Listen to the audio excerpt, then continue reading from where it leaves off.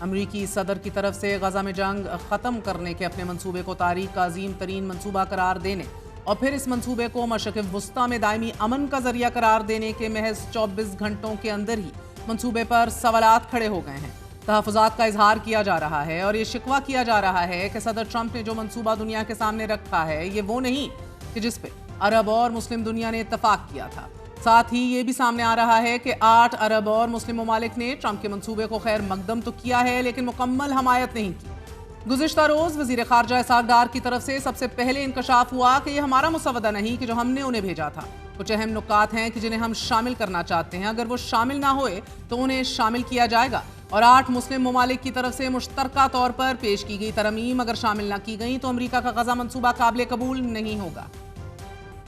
پاکستانی وزیر خارجہ اسحاق ڈار کی جانب سے اٹھائے گئے تحفظات کے ساتھ ہی قطری وزیر اعظم شیخ محمد بن عبد الرحمن ال ثانی نے بھی غزہ امن منصوبے میں کچھ نکات پر وضاحت اور مذاکرات کی ضرورت پر زور دیتے ہوئے یہ کہا ہے کہ کل جو منصوبہ پیش کیا گیا وہ اصولی نکات پر مبنی ہے کہ جن پر تفصیلی گفتگو اور ان کے عملی طریقہ کار پر بات ہونا ابھی باقی ہے، جبکہ اسرائیلی انخلا پر خاموشی اختیار کرنا ممکن نہیں۔ قطری وزیر اعظم نے الجزیرہ سے گفتگو کرتے ہوئے یہ بھی کہا کہ دوحہ کو ابھی تک حماس کا اس منصوبے پر جواب موصول نہیں ہوا۔ ہم اب تک حماس کے رد عمل سے واقف نہیں کیونکہ اس کے لیے فلسطینی دھڑوں کے درمیان اتفاق رائے ضروری ہے۔